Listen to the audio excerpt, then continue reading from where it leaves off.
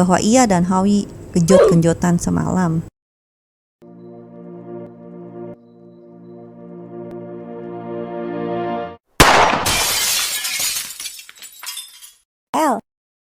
Halo teman-teman yang saya cintai tapi nggak mencintai saya, jumpa lagi dengan saya, El, di Curhatan El. Teman-teman, seperti janji El akan melanjutkan Cupid Chocolate Season 2 Part 2. Nah, teman-teman, begini alur ceritanya. Tang Xuan dan Cetung berencana untuk pergi berkemah bersama Howie. Xuan yang sangat mendukung Cetung dan Howie agar bisa bersama itu mengakali agar ia, Cetung dan Howie dapat bersama-sama dalam satu grup kemah di sekolahnya. Rencana mereka ternyata ketahuan oleh Lin Yuan. Yuan pun kemudian menandai kertas namanya sesuai dengan tanda kertas yang seharusnya hanya Xuan dan Cetung yang tahu. Dalam acara kemah ini, Xuan terpilih sebagai ketua grup kemah. Ia harus memilih anggota grupnya lewat kertas undian. Saat hendak memilih kertas, ia pun sangat terkejut. Ternyata kertas yang sudah ditandai yang harusnya hanya berjumlah 2, tiba-tiba jumlahnya bertambah menjadi 3. Dan tak salah lagi, yang satunya itu adalah kertas nama Lin Yuan. Dengan perasaan kesal, Xuan pun menerima adanya pengganggu dalam grup kemahnya. Sehingga rencananya untuk menikmati masa-masa indah bertiga dengan Cetung dan Howie batal. Lin Yuan betul-betul ingin bersaing dengan Cetung dalam memperebutkan hati Howie, dalam hal memasak dan memberi perhatian pada Howie. Di tengah-tengah persaingan itu, tiba-tiba datanglah si cewek yandere dan egois bernama Xueli. Xueli bukan hanya mengganggu acara kemah ini, dia pun malah menghancurkan peralatan memasak dan hampir membakar kemah mereka. Howie pun yang biasa memanjakan Xueli, dia pun mulai menunjukkan kekecewaannya terhadap Xueli. Lin Yuan pun marah pada Xueli atas sikap egoisnya ini. Dalam kepanikan, Cetung terjatuh ke sungai. Xuan berusaha menyelamatkannya, walau mereka akhirnya terbawa arus sungai. Howie yang melihat akan hal tersebut pun mengejar Cetung dan Xuan untuk menyelamatkan mereka. Lin Yuan pun berusaha menyadarkan Xueli atas perbuatannya yang egois. Lin Yuan bilang kalau Xueli tidak mau berubah, mungkin Howie akan meninggalkannya untuk selamanya. Sementara itu, akhirnya Howie berhasil menemukan Cetung dan Xuan. Untunglah berkat kemampuan berenang Howie, ia berhasil menyelamatkan Cetung dan Xuan yang sudah mulai tenggelam. Di sisi lain, Lin Yuan pun menggunakan peta untuk mencari keberadaan Howie. Berkat kemampuan Lin Yuan membaca peta, ia pun mampu menemukan Howie dan teman-temannya yang sedang tersesat itu. Hari pun semakin larut. Lin Yuan mengusulkan agar mereka segera bermalam di hutan. Keesokan paginya, Lin Yuan sedang berusaha membaca peta untuk mencari jalan pulang. Seperti biasa, Xueli dan Xuan kembali bertengkar. Tiba-tiba datanglah ibunya Xueli untuk menjemput Xueli pulang. Tak lama, Howie dan teman-temannya pun berhasil pulang ke rumah masing-masing dari tempat perkemahan itu. Sesampainya di rumah, Cetung sudah menunggu Howie pulang. Cetung menanyakan kepastian perasaan Howie terhadap Xueli. Di saat bersamaan, Cetung sedang datang ke rumah Howie dan tidak sengaja menguping percakapan Howie dan Tung tersebut. Karena Cetung sudah terlanjur menguping, Howie pun menceritakan masa lalunya dengan Xueli. Awalnya Howie yang dulunya teman kecil Xueli kembali mau jalan bersama Xueli untuk membantu Tung yang saat itu sedang mengejar cinta Xueli. Namun tiba-tiba saja Xueli ternyata berkencan dengan Tuyutse, kakak kelasnya. Satu sekolah pun tahu kedekatan mereka berdua.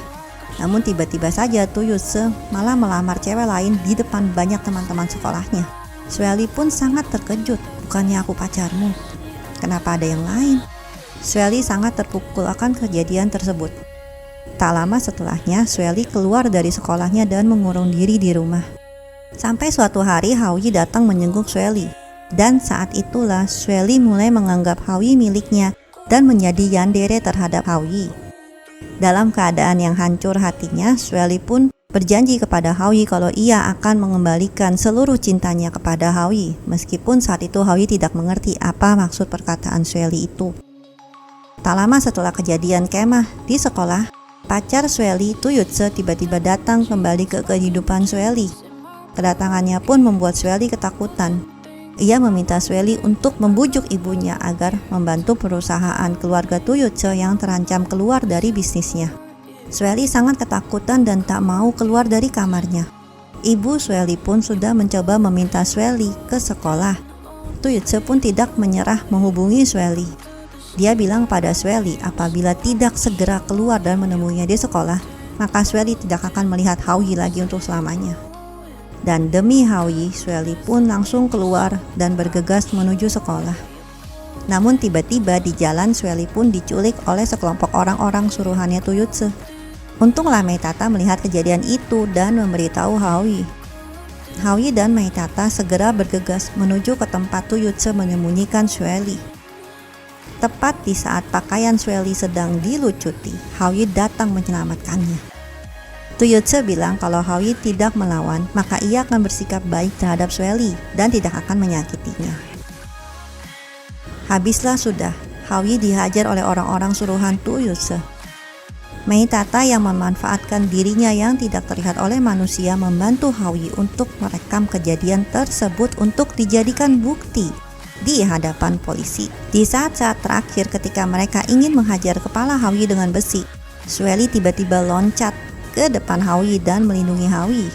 Ia tidak lagi peduli akan dirinya. Saat ini Sueli betul-betul ingin berubah. Ia bukanlah lagi gadis kecil yang egois yang hanya menginginkan nilai dan juara satu untuk mengalahkan Haoyi. Ia pun teringat dan tersadar akan kata-kata Lin Yuan. Jika kau ingin mengubah nasibmu, maka berubahlah. Ia sadar apalah artinya menjadi nomor satu, tetapi dia hanyalah sendirian. Saat pertama ia menutup pintunya untuk Haoyi, ternyata Haoyi pun menutup pintunya untuk Sueli. Tak lama kemudian Meitata mengupload semua bukti-bukti kejahatan Tuyutse online. Dan tak lama pun polisi datang untuk menyelamatkan Haoyi dan Sueli. Saat detik-detik terakhir setelah digiring oleh polisi, Tuyutse masih saja ingin menghabisi Haoyi. Sueli pun tidak ragu dan langsung lari ke depan Haoyi untuk melindungi Haoyi.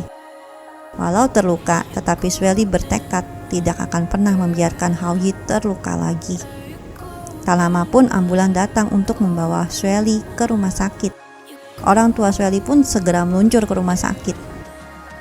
Cetung, Xuan, dan Lin Yuan pun ikut menjenguk Sueli. Tiba-tiba datanglah Ciwi yang bernama Xiao Tu. Xiao Tu adalah sepupu Haoyi. Sueli dan para Ciwi yang lainnya sangat geram kepada Xiao Tu karena ia memanggil Haoyi dengan sebutan sayang. Biasanya kan cuma Sueli yang manggil-manggil sayang.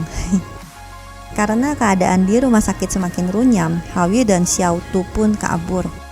Lalu pada keesokan harinya, Sandy mendatangi apartemen Haoyi. Sandy pun memeluk Haoyi dan bilang, "Syukurlah kau baik-baik saja, Haoyi." Xiao Tu yang melihat akan hal itu pun ia marah kepada Ciwi yang memeluk Haoyi. Namun Xiao Tu terkejut ternyata Ciwi itu adalah Sandy, salah satu idol favoritnya. Lalu ia pun meminta foto bareng. Setelah itu pada jam sekolah, Xiao Tu memanas-manasi Xuan, Cetung, dan Yuan bahwa ia dan Haoyi genjot-genjotan semalam. Xuan tanpa pikir panjang ia pun langsung memukul Haoyi dan meminta kejelasan atas peristiwa pengenjotan tersebut. Namun Haoyi malah bilang pada Xuan bahwa itu urusanku dan Xiao Tu, dan itu rahasia, kau tak perlu ikut campur. Lalu pada sore harinya, Cetung meminta Xiao Tu untuk menemuinya di atap sekolah. Cetung bilang bahwa ia sangat khawatir dengan masa lalu Haoyi, dan ia pun ingin membantu Haoyi untuk menggapai cita-citanya, menjadi polisi. Xiao Tu bingung, kenapa Cetung bisa tahu rahasia Haoyi. Lalu ia pun memojokkan Cetung dengan bilang bahwa ia adalah pacar pertama Haoyi. Kau tak perlu mengkhawatirkan apa-apa. Dan kau harus membuang jauh-jauh pikiranmu yang mengira bahwa Haoyi adalah orang baik. Meitata yang melihat bahwa Cetung dan Xiao Tu sedang berada di atap sekolah. Ia mencoba memberitahu Haoyi. Namun Haoyi malah tak memperdulikannya. Sementara itu Cetung menceritakan semua yang dialaminya dengan Xiao Tu kepada Xuan dan Yuan. Xuan sangat geram sekali dengan Xiao Tu yang mengaku sebagai pacar Haoyi, padahal dia hanya sepupunya. Namun tiba-tiba Tung lewat. Cetung dan kawan-kawan pun mengejar Tung dan menanyakan tentang Xiao Tu kepada Tung. Namun Tung tak memberikan jawaban yang pasti, lalu ia pun pergi. Xiao Tu yang melihat niat para ciwi-ciwi tersebut, ia akhirnya mau terbuka. Xiao Tu pun mulai menceritakan masa kecilnya bersama Haoyi, di mana ia sedang melihat Haoyi kecil yang sedang bersedih. Xiao Tu menanyakan apa yang sedang terjadi sampai-sampai kau membuang rencana polisi ini. Haoyi bilang bahwa ia kecewa dengan ayahnya. yang tak mau peduli dengannya. Bahkan ia hampir mati pun ayah Hao Yi tak mau datang. Ia pun mengurungkan niatnya untuk menjadi seorang polisi. Lalu Xiao Tu mencoba menghiburnya dengan menjadi pacar pura-pura Hao Yi, yang selalu menemani Hao Yi dimanapun ia berada. Setelah itu Xiao Tu bilang kepada Cetung dan yang lainnya bahwa Tung mau berteman dengan Hao Yi pun juga karena aku. Tung dulunya hanya memanfaatkan Hao Yi. Aku pun kesal dan memarahi Tung waktu itu. Lalu ketika ada tugas piket pun, Hao Yi yang seharusnya berpartner dengan Tung, Hao Yi malah piket sendirian. Sampai-sampai guru pun marah pada Hao Yi karena ruang kelas yang masih sangat kotor. Setelah itu aku memaksa Tung untuk membantu Hao Yi. Tung sangat menyesal karena telah menipu Hao Yi, dan ia pun mulai akrab dengan Hao Yi. Setelah selesai bercerita, Xiao Tu sangat lega. Ternyata Hao Yi sekarang sudah punya teman-teman yang tulus. Ia tak perlu lagi mengkhawatirkan Hao Yi. Lalu ia pun berencana untuk pulang ke Amerika tanpa sepengetahuan Hao Yi. Keesokan harinya, Cetung datang ke apartemen Hao Yi dan bilang kalau Xiao Tu akan pulang ke Amerika. Kita harus cepat menuju ke bandara. Lalu mereka berdua pun bergegas ke bandara. Segala rintangan dihadapinya dengan bantuan teman-temannya, serta bantuan sihir dari Mei Tata. Hao Yi pun dapat menyampaikan salam perpisahannya kepada Xiao Tu. Setelah itu, para ciwi-ciwi bilang pada Hao Yi bahwa mereka akan selalu setia menjadi pelindung Hao Yi meskipun tanpa bantuan Xiao Tu. Oke teman-teman, segitu saja alur cerita dari Coklat Asmara kali ini. Teman-teman, apabila kalian menyukai alur cerita Coklat Asmara, jangan lupa untuk klik tombol subscribe dan like-nya ya. Terima kasih teman-teman yang selalu mendukung El sampai saat ini. See you.